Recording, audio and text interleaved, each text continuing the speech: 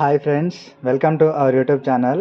Friends, ఈరోజు మన ఛానల్లో టాపిక్ వచ్చేసి ఇక్కడ మీరు చూస్తున్నారు కదా, మనకి అహుజా మోడల్ యూబీఏ 500 ఓకేనా. మనకి బూస్టర్ ఆంప్లిఫైర్ ఫ్రెండ్స్. ఇది మనకి దీంట్లో ఎటువంటి ప్రాబ్లమ్స్ అనేది వస్తాయి, మనం ఏ విధంగా రిపేర్ చేయాలనేది అయితే ఈ వీడియోలో నేను స్టెప్ బై స్టెప్ అయితే మీకు అయితే ఎక్స్ప్లెయిన్ చేస్తాను. నార్మల్గా బేసిక్గా మనకి ఈ మధ్య కాలంలో అయితే ఇటువంటి ఆంప్లిఫైర్ అనేది ఎక్కువగా రిపేర్స్ అయితే రావడం జరిగింది మన దగ్గర, ఓకేనా. అయితే మరి మనకి అందులో ఎటువంటి ఫాల్ట్స్ అనేది రావడం జరిగింది, నేను ఏ విధంగా సాల్వ్ చేశాను అన్నీ అయితే మీకు ఈ వీడియోలో నేను ఎక్స్ప్లెయిన్ చేస్తాను, ఓకేనా. మీకు కొంచెం యూస్ఫుల్గా అయితే ఉంటుంది వీడియో అనేది, దానికోసం అయితే వీడియో చేయడం జరుగుతుంది. వీడియో స్కిప్ చేయకుండా చూడండి, ట్రై చేయండి ఫ్రెండ్స్. ఎందుకు అని అంటే మనకి ఇందులో అసలు ఎటువంటి ప్రాబ్లమ్స్ అనేది వస్తాయి, దేనివల్ల వస్తాయి అనేది అయితే క్లారిటీగా అయితే అర్థం చేసుకొని ఒకవేళ మీరు రిపేర్ చేయించాలి అనుకున్నా, లేదంటే ఆ ప్రాబ్లం గురించి మీకు కొంచెం అవగాహన అనేది రావడానికి అయితే యూజ్ అవుతుంది. కాబట్టి స్కిప్ చేయకుండా చూడడానికి ట్రై చేయండి, ఓకేనా. అదేవిధంగా మన ఛానల్ ఇంకా సబ్స్క్రైబ్ చేయకుండా చూసుకున్న వాళ్ళు ఉంటే సబ్స్క్రైబ్ చేసుకుని డైలీ అయితే ఫాలో అవుతుండండి ఫ్రెండ్స్. సో ఫ్రెండ్స్, ఇక్కడ ముందుగా నార్మల్గా నేను చెప్తున్నాను, ఇక్కడ అబ్జర్వ్ చేయండి మీరు. మనకి ఇక్కడ మీరు చూస్తున్నట్లయితే మెయిన్ ట్రాన్స్ఫార్మర్, ఇందులో పార్ట్స్ వచ్చేసి ఇక్కడ మెయిన్ ఆంప్లిఫైర్ బోర్డు, డ్రైవర్, అదేవిధంగా ఇక్కడ అవుట్పుట్ ట్రాన్స్ఫార్మర్, ఇక్కడ ప్రీ ఆంప్లిఫైర్ బోర్డు, ఓకేనా. యాజ్ యూజువల్గా ఇక్కడ మనకి నార్మల్గా కంట్రోల్స్, అదేవిధంగా ఇక్కడ మనకి ఎల్ఈడి ఇండికేషన్స్, అంటే మనకి అవుట్పుట్ లెవెల్ కావచ్చు, పవర్ కావచ్చు, ఓవర్లోడ్ కావచ్చు, ఫాల్ట్ కావచ్చు. ఇక్కడ మనకి ఫాల్ట్ ఎల్ఈడి ఇంపార్టెన్స్ ఏంటి అని అంటే, మనకి ఇక్కడ ఫాల్ట్ ఎల్ఈడి అనేది గ్లో అయినప్పుడు మనకి యాంప్లిఫైర్లో ప్రాబ్లం ఉందని చెప్పేసి అర్థం చేసుకోవాలి. అలాంటి కేసెస్లో మనకి ఆడియో అనేది అవుట్పుట్ అయితే రాదు, ఓకేనా. మనకి యాంప్లిఫైర్ ఆన్ ఎల్ఈడితో పాటుగా ఫాల్ట్ ఎల్ఈడి కూడా డైరెక్ట్గా అయితే గ్లో అవుతుంది ఆన్ చేయగానే ఫాల్ట్ ఉన్నప్పుడు, ఓకేనా. ఎక్కువగా మనకి ఇక్కడ ఆంప్లిఫైర్ బోర్డులో ఇక్కడ 5 వోల్ట్ సప్లై అయితే వస్తుంది. ఇది మిస్ అయినప్పుడు అయితే ఫాల్ట్ ఎల్ఈడి అయితే మనకి గ్లో అవుతూ ఉంటుంది ఎక్కువగా, ఓకేనా. మనకి ఆ వోల్టేజ్ అనేది అంటే మనకి ఈ వోల్టేజ్ అనే కాదు, మ్యాక్సిమం ఇక్కడ సంబంధించిన వోల్టేజెస్ మొత్తం మనకి ఇక్కడ బోర్డు ద్వారా అయితే రావడం జరుగుతుంది, ఓకేనా. అంటే మనకి ఇక్కడ ప్రీ ఆంప్లిఫైర్ సప్లై కావచ్చు, అంటే కంప్లీట్గా మనకి మెయిన్ పవర్ సప్లై కాకుండా మనకి రిక్వైర్డ్ వోల్టేజెస్ అనేది ఇక్కడ ఈ బోర్డు నుంచి అయితే వస్తూ ఉంటాయి. మనకి ఎక్కువగా ఇందులో ప్రాబ్లం కూడా ఈ బోర్డు ద్వారానే వస్తూ ఉంటుంది, ఓకేనా. అంటే ఈ మధ్యకాలంలో మనం రిపేర్ చేసిన దాని ప్రకారం అయితే ఈ బోర్డు నుంచి అయితే మనకి ప్రాబ్లం అనేది చాలా వరకు అయితే చూడడం జరిగింది. అదేవిధంగా మనకి ఇక్కడ సైడ్ ట్రాన్సిస్టర్స్ ఉంటాయి కదా, మెయిన్ ట్రాన్సిస్టర్స్, అవి షార్ట్ అవ్వడం ఇట్లాంటివి అయితే చాలా తక్కువ, అంటే అవుతూ ఉంటాయి, బట్ మనకి తక్కువగా, ఓకేనా. ఎక్కువ అయితే మనకి ఈ బోర్డ్ రిలేటెడ్ ప్రాబ్లం, లేకపోతే మనకి ఇక్కడ ఈ విధంగా ఫిల్టర్ ప్రాబ్లమ్స్ అయితే వస్తూ ఉంటాయి. నేను నార్మల్గా టెస్టింగ్ కోసం ఇక్కడ పైనుంచి ఈ విధంగా అయితే ఫిల్టర్ అనేది వేసుకున్నాను. మనకి ఆంప్లిఫైర్ అనేది ఇప్పుడు ఓకే కండిషన్లోకి అయితే వచ్చింది. కానీ మనకి ఎటువంటి ప్రాబ్లమ్స్ అనేది గురించి అయితే నేను డిస్కస్ చేస్తున్నాను ఇందులో, ఓకేనా. ఇదొకటి వస్తుంది ఫాల్ట్లో. నెక్స్ట్ ఇంకొకటి ఏంటి అని అంటే, మనకి ఫాల్ట్ ఎల్ఈడి అనేది గ్లో అవ్వదు, కానీ మనకి అవుట్పుట్ అనేది రాదు. అంటే మనకి ఆంప్లిఫైర్ ఆన్ అవుతుంది, మనకి ఫాల్ట్ ఎల్ఈడి అనేది గ్లో అవ్వదు, మనం ఇన్పుట్ తీసుకుంటాం, బట్ మనకి ఇక్కడ ఈ లెవెల్ ఇండికేషన్ ఉంటుంది కదా, ఇండికేషన్ అనేది వెలగదు, అదేవిధంగా అవుట్పుట్ అనేది రాదు మనం స్పీకర్ కనెక్ట్ చేసినప్పుడు. అలాంటప్పుడు ఏమవుతుంది అని అంటే, ముందు మనకి ఇక్కడ ప్రీ ఆంప్లిఫైర్ బోర్డు ఉంటుంది కదా, ఈ బోర్డుకి రావాల్సిన వోల్టేజ్ అనేది చెక్ చేసుకోవాలి. మనకి ఈ ఆంప్లిఫైర్ సంబంధించి మనకి ఒక 14 to 15 వోల్ట్స్ అయితే వస్తుంది.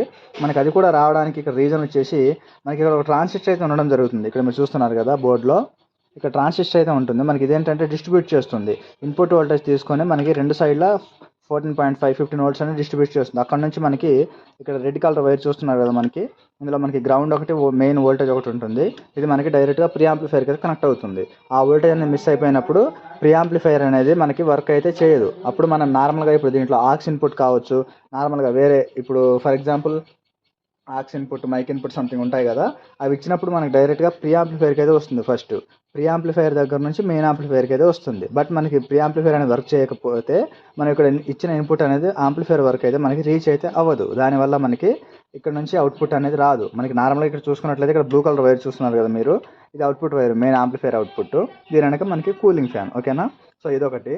ఇంకొకటి, ఆంప్లిఫైర్ దగ్గర నుంచి ఇక్కడ ప్రీ ఆంప్లిఫైర్ ఉంటుంది కదా, ఈ ప్రీ ఆంప్లిఫైర్ దగ్గర నుంచి ఆంప్లిఫైర్ వరకు కూడా మనకి ఒక షీల్డెడ్ వైర్ ఉంటుంది కదా, షీల్డ్ వైర్తో ఇన్పుట్ అయితే ఇస్తూ ఉంటారు. మనకి ఏమవుతుందంటే కొన్నిసార్లు దీంట్లో కార్బన్ అనేది పట్టుకుంటుంది, అంటే మనకి కనెక్టివిటీ అనేది సరిగా రాదు, వాయిస్ అనేది డిస్టర్బెన్స్ అవ్వడం, లేకపోతే వాల్యూమ్ అనేది కొంచెం పెంచగానే వచ్చినట్టే వచ్చి మళ్ళీ ఫాల్ అయిపోవడం, లేకపోతే అన్వాంటెడ్ డిస్టర్బెన్సెస్ సౌండ్స్ రావడం. ఏంటి అని అంటే మనకి దీంట్లో రస్ట్ అనేది పట్టినప్పుడు అటువంటి కేసెస్లో మనకి ఫాల్ట్ అయితే వస్తుంటాయి. మనకి అది చాలా డిఫికల్ట్గా అయితే అవుతుంది రిపేర్ చేయడానికి. ఎందుకు అని అంటే, మనం ఎక్కడ చెక్ చేసినా వోల్టేజ్ అంతా పర్ఫెక్ట్గా ఉంటుంది. అంటే మన గ్రిడ్ అనేది డైరెక్ట్గా ఈ విధంగా చేయి పెట్టుకున్నట్లయితే మనకి స్పీకర్లో గ్రిడ్ అనేది వస్తుంది, హమ్మింగ్ సౌండ్. బట్ మనకి కొన్ని కేసెస్లో వోల్టేజ్ చెక్ చేస్తున్నప్పుడు కూడా అంతా పర్ఫెక్ట్గా ఉంటుంది, అయినా ఇక్కడ ప్రాబ్లం ఏంటి అని చెప్పేసి మనకి కొంచెం కన్ఫ్యూజన్గా అయితే ఉంటుంది. సో అదొకటి చూసుకోవాలి, దానికోసం మీకు నేను ఎక్స్ప్లెయిన్ చేయడం జరుగుతుంది, ఓకేనా. అదేవిధంగా మనకి ఇక్కడ మీరు చూస్తున్నారు కదా, మనకి ఈ ప్లేస్లో మనకి ఇవి ఏంటి అని అంటే మెయిన్ పవర్ అవుట్పుట్లో అయితే మనం ఇక్కడ కనెక్ట్ చేస్తాం ఆంప్లిఫైర్ బోర్డుకి ఇన్పుట్. అంటే ఒక ప్లస్ వోల్టేజ్ ఉంటుంది, ఒక మైనస్ వోల్టేజ్ ఉంటుంది, ఓకేనా. మనకి ఇక్కడ అప్రాక్సిమేట్లీ మనకి 50 వోల్ట్స్ అయితే ఆ విధంగా అయితే ఉండడం జరుగుతుంది. ఒకటి ప్లస్ ఉంటుంది, ఒకటి మైనస్లో ఉంటుంది. ఇక్కడ జీనార్లు కావచ్చు, ఈ ట్రాన్సిస్టర్లు ఉన్నాయి కదా, చిన్న ట్రాన్సిస్టర్లు మనకి డ్రైవ్ కోసం యూజ్ చేస్తుంటాం. అవి ఈ జీనార్లు కూడా షార్ట్ అయిపోతూ ఉంటాయి ఒక్కొక్కసారి. అంటే నేను ఇంతకుముందు రిపేర్ చేసిన దాంట్లో ఏంటి అని అంటే ఇక్కడ ఈ 2 ట్రాన్సిస్టర్స్ ఓకేనా. అదేవిధంగా మనకి 2 జీనార్లు అయితే షార్ట్ అయిపోవడం జరిగింది. నేను అది ఓపెన్ చేసిన తర్వాత మనకి షార్టింగ్ అయితే రిమూవ్ అయిపోయింది. సో అవి రీప్లేస్ చేసిన తర్వాత ఓకే అయితే అయిపోయింది యాంప్లిఫైర్ అనేది ఓకేనా.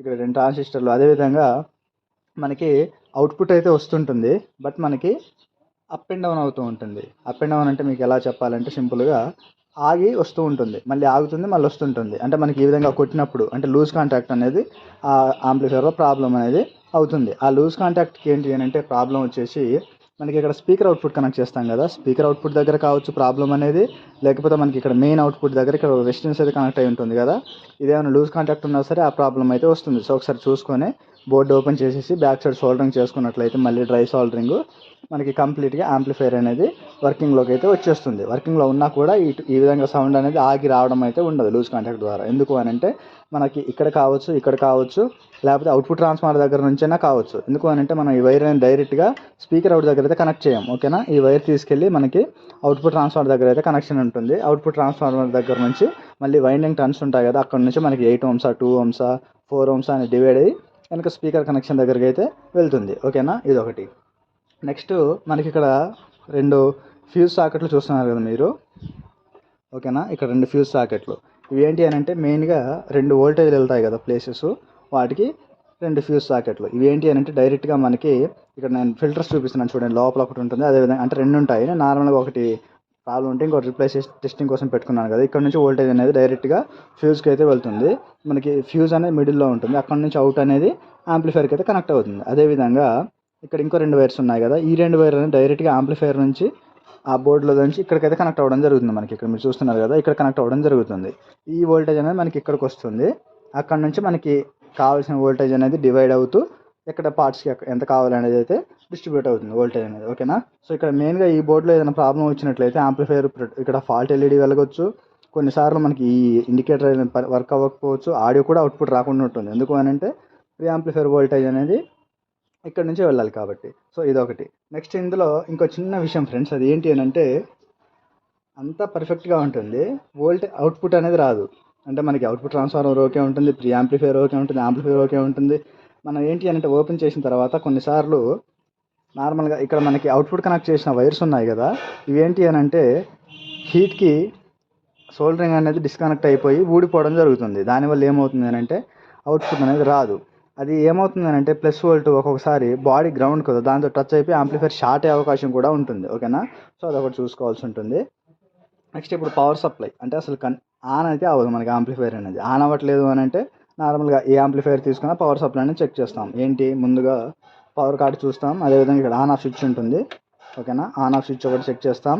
ఇక్కడ ట్రాన్స్ఫార్మర్ దగ్గర నుంచి ఏసీ అవుట్పుట్ చూస్తాం, అదేవిధంగా డీసీ అవుట్పుట్ అనేది వెళ్తుందా లేదా అని చెక్ చేస్తాం. ఈ ఫ్యాక్టర్స్ అనేది చూసుకున్నట్లయితే పవర్ ప్రాబ్లం అనేది సాల్వ్ అవుతుంది. అంటే నార్మల్గా ఏ యాంప్లిఫైర్కైనా పవర్ ప్రాబ్లం అనేది మ్యాక్సిమం చెప్తూ ఉన్నాను కాబట్టి కొంచెం ఐడియా వచ్చే ఉంటుంది అందరికీ ఓకేనా. సో ఇది ఫ్రెండ్స్ ఎక్కువగా మనకి ఇందులో వచ్చే ఫాల్ట్స్ అనేది ఏ విధంగా రిపేర్ చేయాలి ఏంటి అనేది. ఇందులో మీరు జాక్స్ అనేది చూసుకున్నట్లయితే అవుట్పుట్, ఇక్కడ మెయిన్ ఇన్పుట్, అదేవిధంగా మనకి ఇక్కడ నుంచి సిగ్నల్ కోసం వస్తుంది ఇన్పుట్ ఓకేనా. సంథింగ్ ఈ కోసం అయితే ఈ వైర్స్ అనేది ఇక్కడ యూస్ చేయడం జరిగింది. అదేవిధంగా బ్లాక్ అనేది గ్రౌండ్ వస్తుంది మనకి ఓకే. ఇది ఫ్రెండ్స్. ఇంకా మీకు దీన్ని రిలేటెడ్ ఏదైనా వేరే డిఫరెంట్ ఫాల్ట్స్ అనేది వచ్చినప్పుడు మీరు కామెంట్స్ చేసినట్లయితే నేను రెస్పాండ్ అయితే అవుతాను. లేదు అని అంటే మీరు డిస్క్రిప్షన్లో ఇచ్చిన కాంటాక్ట్ డీటెయిల్స్ ద్వారా కాంటాక్ట్ అయితే అవ్వచ్చు ఓకేనా మన సర్వీసెస్ కోసం. సో ఇది ఫ్రెండ్స్, వీడియో మీకు కొంచెం హెల్ప్ఫుల్గా అయితే ఉంది అని అనుకుంటున్నాను. వీడియో నచ్చినట్లయితే లైక్ చేసి సపోర్ట్ చేస్తూ ఉండండి. Thank you for watching.